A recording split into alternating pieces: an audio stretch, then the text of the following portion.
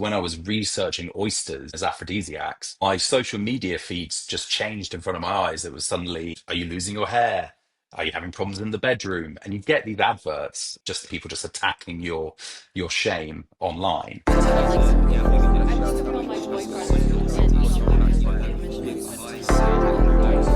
My name is Elisa. If you're seeing my face for the first time, welcome or welcome back to Sunday Morning Juice. Today I'm joined by Alastair Train, a writer and director creating films that blend dark humor and striking visuals. With your latest and greatest being Pearls, screening at the Motel X Film Festival. Thank you so much for joining me today. Thank you, Elisa. Happy to be here. Nice. So, Pearls is about a couple, Tony and Linda, struggling to start a family. This caused Tony to visit a mysterious oyster dealer. The film was inspired by a bizarre encounter with your brother and an oyster. Can you please give me more context on this? Yeah, when you explain it like that, it sounds pretty weird. Basically, my brother was on like a hike with my dad, and to celebrate, they got a plate of oysters. One of them was the words he used was thick and foamy, and my dad, obviously being a supportive dad, was like, "You should eat that." Obviously, he said it was just disgusting. And later, when I sort of looked up what is a thick and foamy oyster, it's basically a fertile oyster, and the foam that he ate was well, best to leave that to the imagination, but it's pretty disgusting. Oh my gosh, that's wild. But I love your dad's support. Yeah, exactly. Um, you used body horror as a metaphor for a masculine identity crisis. What has been the most surprising audience response to this? Well, I mean, the good thing is everyone is just horrifically grossed out, so there's not been that much surprise there. But I think, I've not had anyone come up to me and say this to me, but you can tell that it's a film that, especially from the few reviews that I've had, it sort of lingers with people. And I think what I wanted from the film is that it, obviously I use sort of like fertility as a sort of pathway here, but it could be about any kind of masculine issue. It could be maybe you're losing your hair, maybe maybe you have low testosterone, and it's kind of how a lot of these social media companies and advertisers like target us with that now. So I wouldn't say I've had audience members come up to me saying, I saw that straight away. Most people are just like, "Ugh, oysters, I'll never eat them again." But you can tell from the feedback and the reviews that it's something that does stick in people's mind. Most definitely. I think for me, one of like the immediate takeaways was just like internalizing or externalizing that internal shame that people have. I mean, obviously men, but I feel like anyone can look at it from that lens. What do you think from your perspective Pearls is saying about externalizing that internal shame? Well, I think it's about the damage it, not that it just does to yourself, but to the people around you. I think what's really important is that, Linda, his wife, she doesn't really do anything wrong, All he needs to do is just open up and talk to her. But it's that shame that's getting in the way and not making that possible. And uh, y- so sort of what I'm hoping is that it I guess really what it's saying is kind of like this shame can go away as long as you're willing to open up to the right person and talk to them about it. And unfortunately, in our society, like you said, not just men, women as well. In fact, I'd argue that women for longer have probably had this sort of advertisements and this shame put onto you. Um, but I think the whole point is it's okay to be ashamed. It's how do you react to it? Tony, instead of talking to someone, buys mutant oysters and destroys his life. And I guess that's kind of what I was. It's like choose the harder option is to open up and talk to people, but that is the better and safer option in the long run. And have you gotten any feedback about that, about people saying that maybe it has caused them to look inward and be like, carrying this baggage isn't as, it isn't, I don't need to do it. Like, I can turn to the people that I love.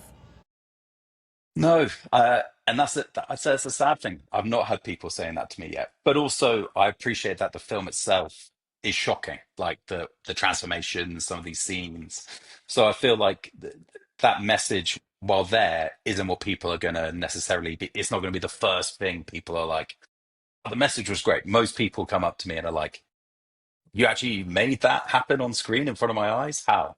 Um, so yeah, I've not had people come up and say that to me yet, but I think that's the good thing about these kind of films, body horror in general. You can shock people, you can scare people, and it takes a bit longer, but eventually people do start to think, well, what was the film really trying to say? And I hope that the more festivals it gets to, the more people who see that, the more chance I have for people to, like you said, come and talk to me and be like, your film actually spoke to me in a way I didn't expect. Yeah. I really do appreciate when filmmakers use this kind of grotesque medium to pose a bigger question, and I really appreciated that about Pearls as well. And I think that that's really what's sticking into people's minds these days, especially because like there is so much content to watch. It's like you really do have to stand out to create those conversations. 100%. But I do think it's important that, because I've seen people try and make films about issues rather than letting an issue naturally fit within a film. So, like Pearls, obviously, fertility, oysters, it all kind of just fell into the right order. What I wouldn't want to do is make a film where I say, even before I've written the script, I'm like, this film will be about this issue. It doesn't feel natural. It feels forced, and so I think if you can get the balance of a grotesque film, a comedy, whatever, and it's got an issue, but the issue feels natural to a viewer. That's something that I'm always aiming to achieve. It's when you have films that are like, this film's about immigration and you're going to accept this. And it's just, I feel like you can have more natural ideas and more interesting ideas if they sort of flow into the project naturally rather than feel forced. I totally agree. And I feel like those are like the films that in this age people really want to see too. I want to circle back to Linda because she didn't do anything and then her life was changed forever. Is there a certain message that you would want to send to people who may be complicit in like their partner's denial? Because I felt like she did know something was going on, but maybe she couldn't take those steps to get it out of Tony.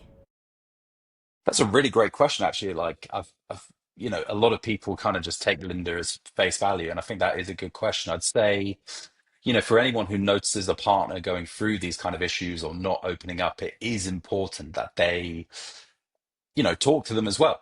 But it's hard when, in Tony's case, he's shutting down, saying everything's fine. So it's not, I'd never blame Linda for what happened to her character in the film. But I do think that people, when you note, it's the same when you see these adverts where it's like, it's about a friend who maybe is depressed and all you need to do is have a talk with them.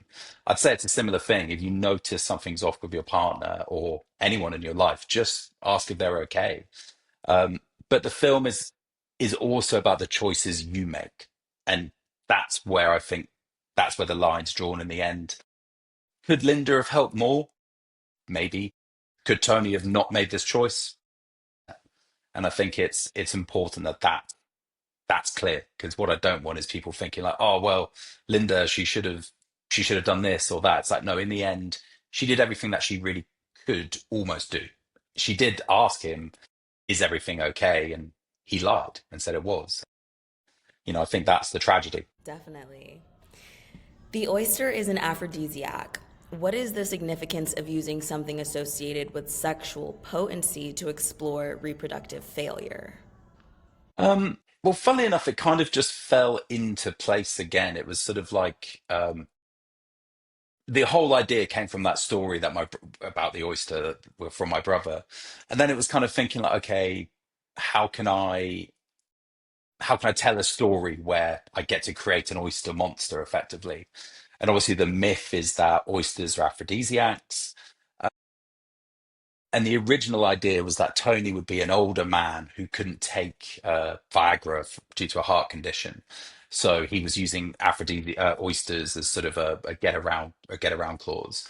Um, so, but it still worked when they were younger characters as well, because it's not just that he can't get it up or perform in the bedroom.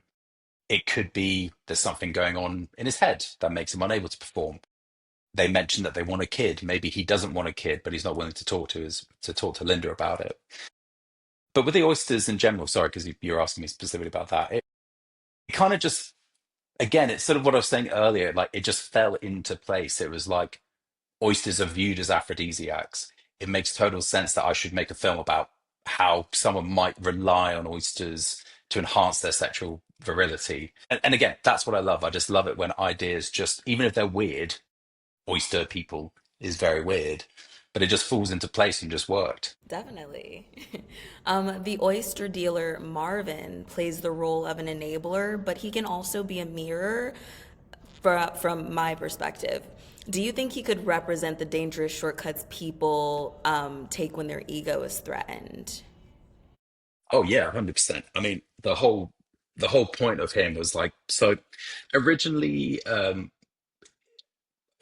didn't want to have it as a magazine. I was thinking we could do like it'll be like an internet advert to sort of reflect what it's like today. Like I said, you can go on.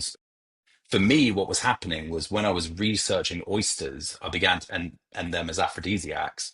My social media feeds just changed in front of my eyes. It was suddenly, do you need testosterone? Are you losing your hair? Are you having problems in the bedroom? And you get these adverts, obviously just attacking you.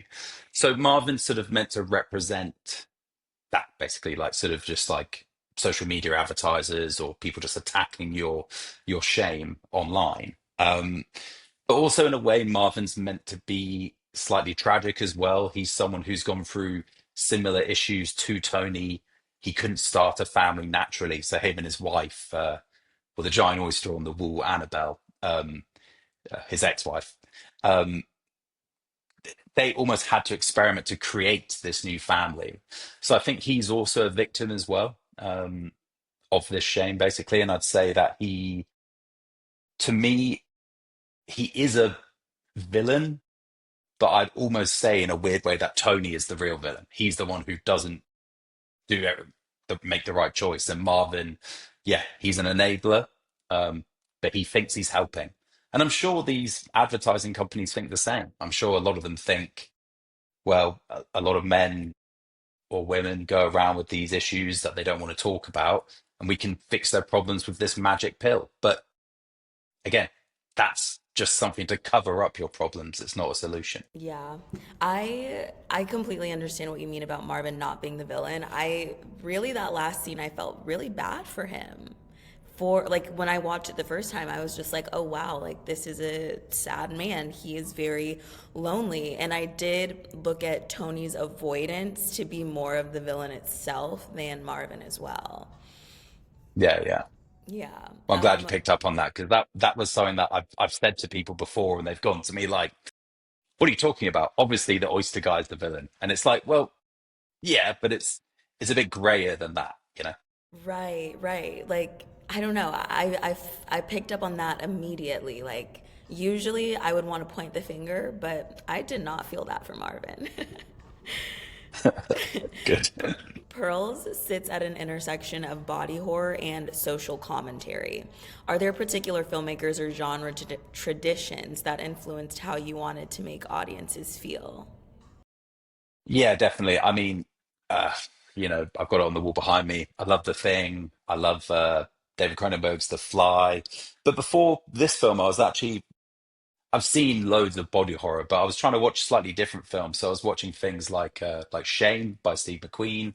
I was watching this film called Possum, which is about well, it's kind of dark, but it's about a kid getting abused basically, and sort of him coming home to reconcile with what happened in the past.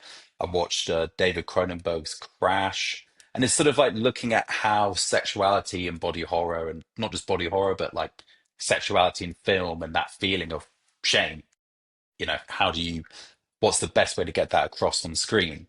In terms of visually, 100%, I wanted everything to be practical as much as possible. So the oysters are practical, the transformations were all practically done on set.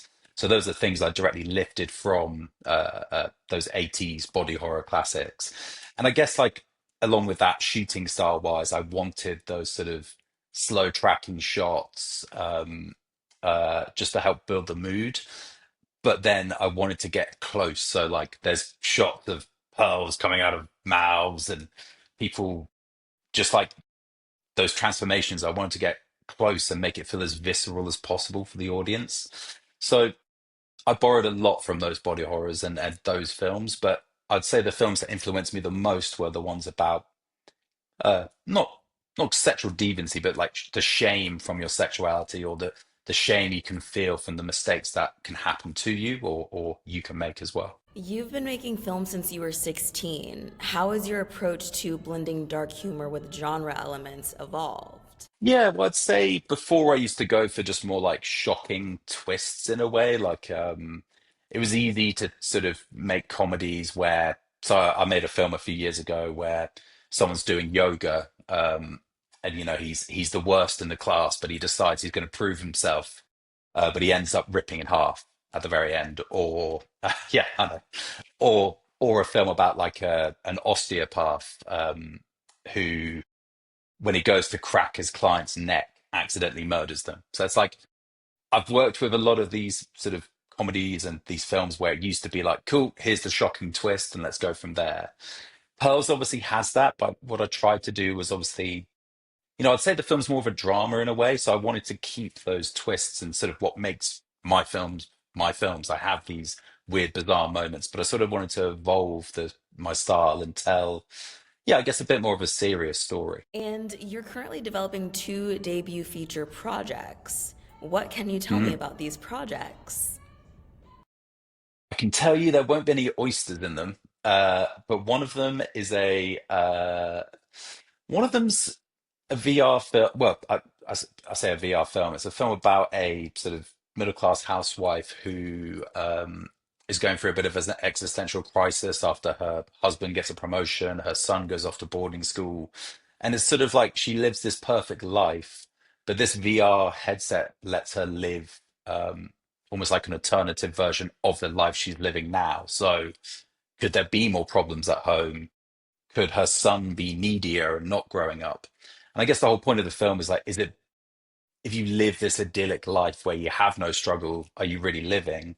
And would it be better to almost put yourself in a position where your life is harder, but you feel alive effectively? And that one's called My Life. The other feature, basically an action horror called Coming Home, where a 17-year-old, sorry, a 21-year-old woman called Jessica finds out that her father is planning on sacrificing their family to a cult so that he can live forever, basically. So it's sort of a more of a action, fun. Well, it didn't sound very fun, but sounds more intense. But yeah, a fun romp through the Cornish countryside in England with evil cults, basically. Those sound really good. Best of luck Thank you. on those. Yeah, no problem. And I love anything having to do with cults, so I definitely am going to keep my Oh, eyes great. peeled for that. If we were Cool. meeting 1 year from today, what do you hope we're talking about? In a year today, I hope we're talking about the next feature that I've got ready to release. There's also another short film that I've got just in pre-production at the moment as well. So I'm hoping to, hopefully next year, I will be talking about two projects that are on the way, and I'm freaking you out even more. Oh my goodness. Alistair, thank you so much for meeting with me today. It was amazing to talk about pearls and hear more about your filmmaking journey. I hope to be a filmmaker one day too, so it's just very inspiring to talk to you and hear about your mind. Thanks, Alyssa. No, I really appreciate it. It's been great to talk to you as well. And I guess the one thing I'd say is like it's look for the weird things in life. Like all these ideas I've ever had have come from something odd that's happened to me, something odd that's happened to someone else. Like the osteopath thing. I used to see an osteopath who, when he'd go to crack my neck, he'd say, "This is my first time." And I imagined what would happen if he'd killed me. My dad teaches yoga. I felt like I was going to rip in half in one of his classes. My brother ate a freaky oyster. And I think it's just important that like I said, a lot of people are searching for ideas, and sometimes it's nice when you just look for the weirdness around you, and that's where you sometimes find your best ideas. Yeah. And I feel like we're always kind of looking around rather than right in front of us. That's definitely something that I could take away from today. So thank you. No, thank you.